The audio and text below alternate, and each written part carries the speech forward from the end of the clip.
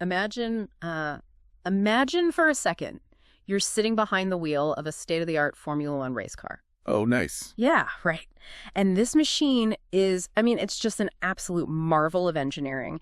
Every single spare ounce of weight has been totally stripped away. Right. It's all about efficiency. Exactly.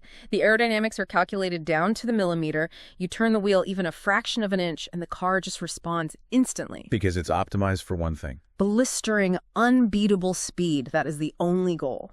But the thing is, because it's so highly tuned, because every single component is pushed to its absolute limit, hitting a single ordinary pothole at 200 miles an hour doesn't just, give you a flat tire. I'll say worse than that. It shatters the entire chassis into a million pieces. Yeah. Hitting potholes shatters the chassis, and, well, welcome to the deep dive, because that hyper-optimized race car, that is our global civilization right now. It really is. And whether you're prepping for a board meeting or, trying to survive the latest tech boom, or you're just insanely curious about how our modern world actually works, our mission today is to show you exactly where those potholes are. And we are tracing the contours of that fragility by looking at a truly brilliant forthcoming book. It's by Steven Imke, and it's called The Last Redundancy. Which is such a good title. It really is. And it's a work of speculative nonfiction, or I guess you call it narrative policy fiction. Right. So kind of like sitting on the same shelf as those serious policy analyses, like The Fifth Risk by Michael Lewis. Yes, or Eric Schlosser's Command and Control. It is deeply intelligent, intensely researched, and honestly, it is a bit alarming. Very alarming. But I think what makes Imke's premise so totally unique is what the book is not about. Right. Because, standard AI disaster fiction is almost always about what a superintelligence might do to us. The whole Terminator, Skynet scenario. So active malicious intelligence. Exactly. But The Last Redundancy flips that entirely. It is about the unglamorous, terrifying reality of what happens when the AI we have built our entire civilization upon is suddenly just gone. Yeah. The entire thesis rests on the idea that the more capable AI becomes, well, the more fragile the civilization built on top of it becomes. Because resilience and optimization are just opposites. Exactly. And the way Imke frames this whole exploration is it's what hooks you immediately. The entire book is structured as a published transcript. Like a leaked document. Right, a leaked working document from a fictional, highly classified summit called the AGI Continuity Project. And it's supposedly convened in this windowless basement somewhere near Geneva. It sounds very dramatic. It is. And they've brought together these 9 world-class experts to basically assess every meaningful vulnerability in our global AI infrastructure. And I think the crucial detail here for the listener is that the catastrophes they are assessing haven't happened yet. No, they haven't. Right. The characters are looking at our present reality, and they're issuing warnings in real time, like the summit is happening now. Yeah, they are historians looking backward. They are architects desperately trying to chart the future before the cement dries. Which brings us to how the whole analysis is structured. The book escalates by scale of consequence. Right, through 16 chapters across 5 acts. Yeah, so it starts at the facility scale, which is like a single data center going down. Just a localized issue. Exactly, but then it moves up. It goes to regional, national, sectoral, and then finally civilizational and irreversible. And the terrifying circularity that emerges as these experts talk is that the recovery mechanism for any scale of failure depends entirely on the infrastructure operating at the next scale up. Wait, let me make sure I'm visualizing this right. So you mean if a regional power grid goes down, that region has to rely on the national grid to reroute power and save it? Exactly. But if the national grid goes down, well, it relies on global sectoral supply chains to rebuild it, so the dependency just keeps cascading upward. Precisely. The whole system is just fundamentally interconnected. And to walk us through the terrifying math of this interconnectedness, Imke gives us this fascinating cast of 9 characters. They are so well written. They really are. Each has a distinct professional voice. So, for example, you have Marcus Webb. He's this retired British intelligence officer who sits mostly in silence. Right. But whenever a vulnerability is named, he asks the exact same question. Who benefits? Who benefits? Until he reaches a chapter where the scale is so incredibly large that there's no one left to benefit, and he just stops asking. It's chilling. It really is. And then you have Sarah Chen, who is the lead convener and an AI systems architect. And she's the pragmatist, right? The one running the whiteboard. Yeah, but the tragic irony is that she actually built some of the foundational architecture she is now documenting as fragile. Which is such a great detail. Right. Then there's Hendrik Voss, the historian. And his analogies start off feeling, very academic. But they become devastatingly prophetic by the end. He keeps drawing these parallels to the Bronze Age collapse. Yeah. And then observing all of them is Yuki Tanaka, this 29-year-old junior analyst. She's the one compiling the briefings. Right. And she just watches the room. She has this incredible gift for naming the unspoken assumptions that all the older experts are just too entrenched to see. And what Yuki and the rest of the panel discover very early on is a pattern they call the ratchet principle. The ratchet principle. Yeah. And this is really the core behavioral trap of the whole book. Right, because the ratchet principle dictates that each incident, each failure, doesn't actually make the system safer. It makes it more fragile. Which feels counterintuitive. It does. Yeah. But every time the system recovers from a localized disaster, it deepens its dependency on the broader network.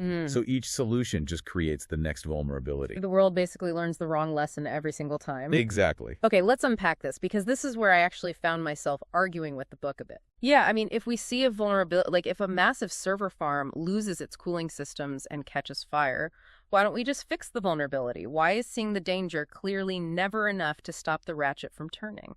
Well, it comes down to the underlying economic engine driving the civilization. James Okafor, the summit's policy advisor, he spells this out brilliantly. Right.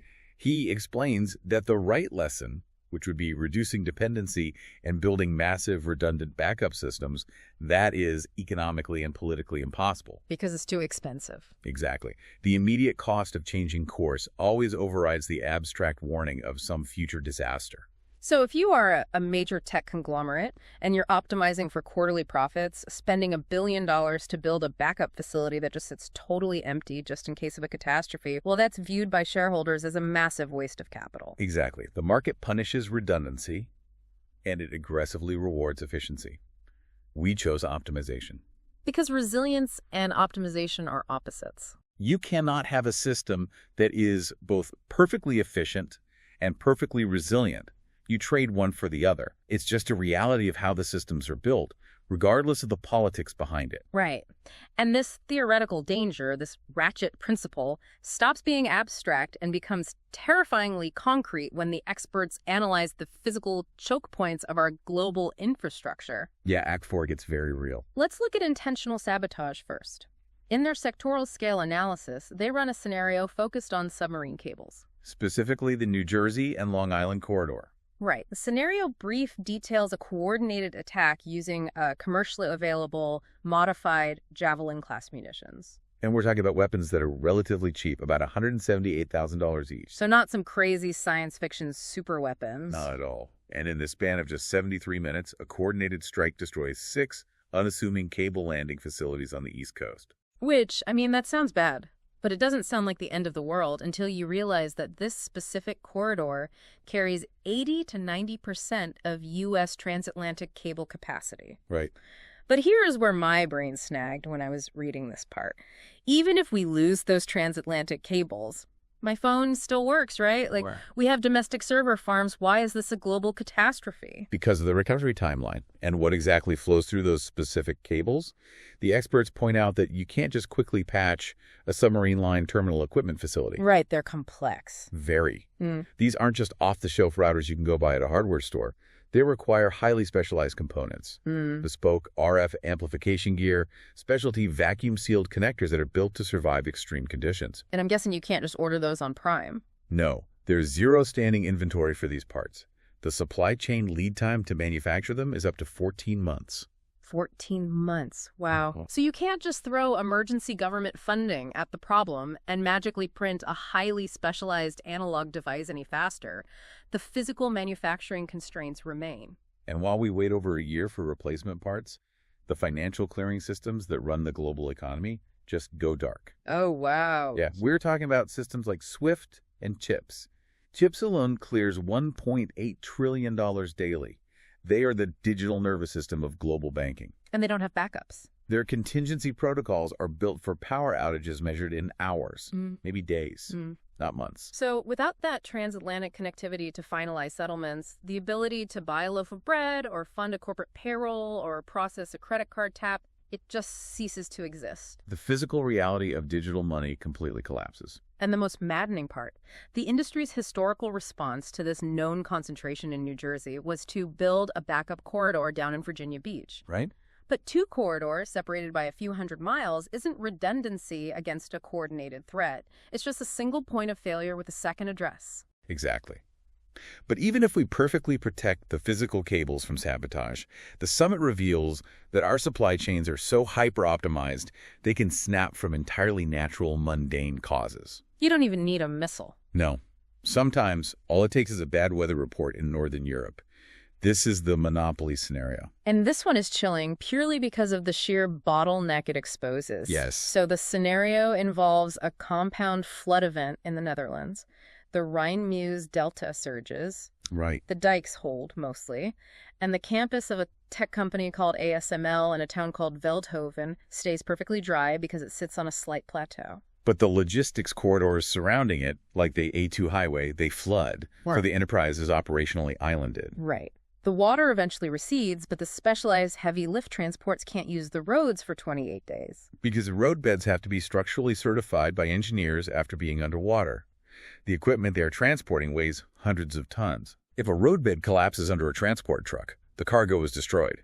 So production and shipping just halt for a month. Wait, I have to play devil's advocate here. Why does a 28-day logistics delay for one single company in the Netherlands matter to the global AI infrastructure? What's fascinating here is what ASML actually makes.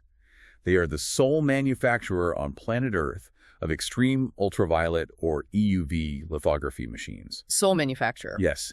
And to understand this, you have to realize this is borderline alien technology. Right. They are essentially using high-powered lasers to shoot microscopic drops of molten tin inside a vacuum chamber, flattening them into mirrors to print circuits at the atomic level. It's insane. It really is. Yeah. And you absolutely cannot make advanced AI chips without these machines. And tech companies don't buy directly from ASML, right? They buy the finished chips from TSMC over in Taiwan. Yes.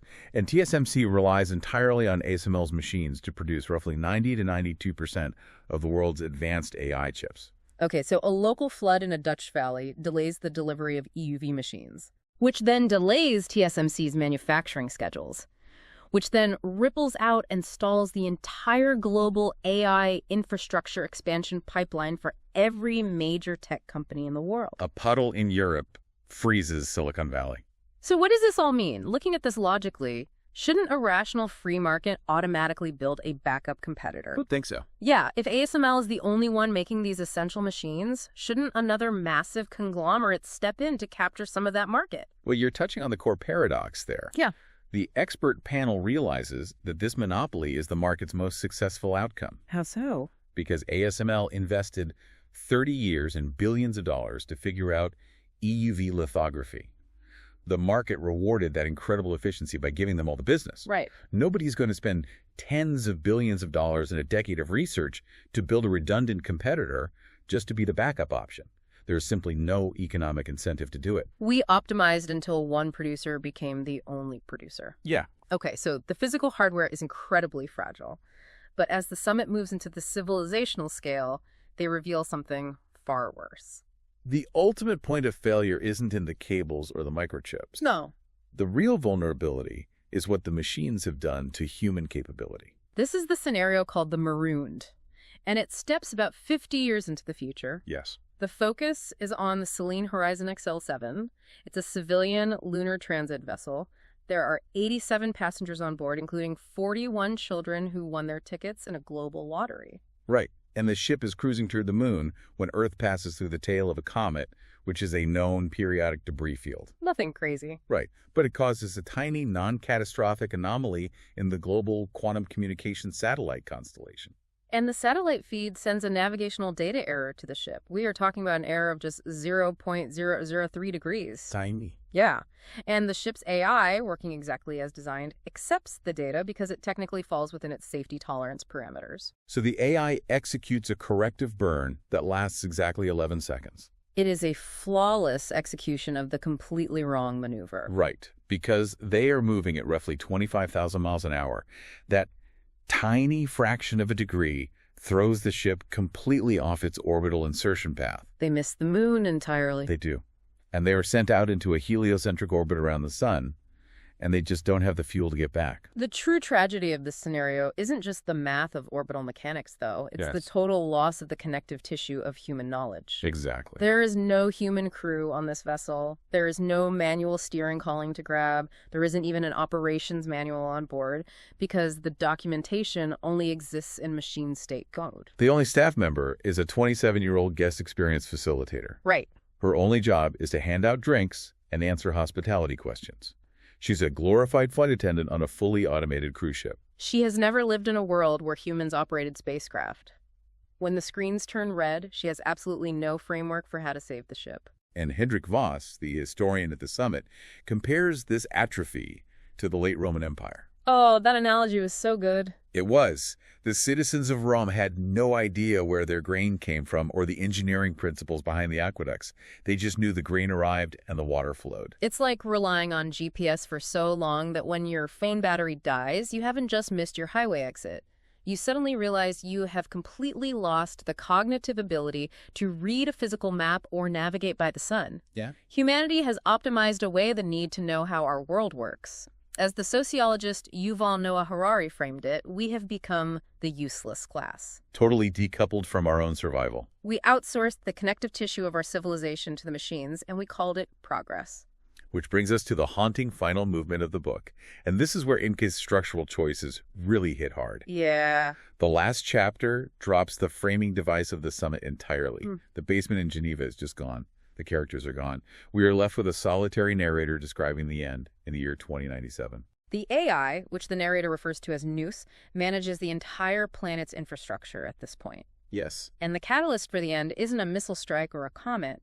It's a geological seismic event that disrupts the extraction of uranium and rare earth materials.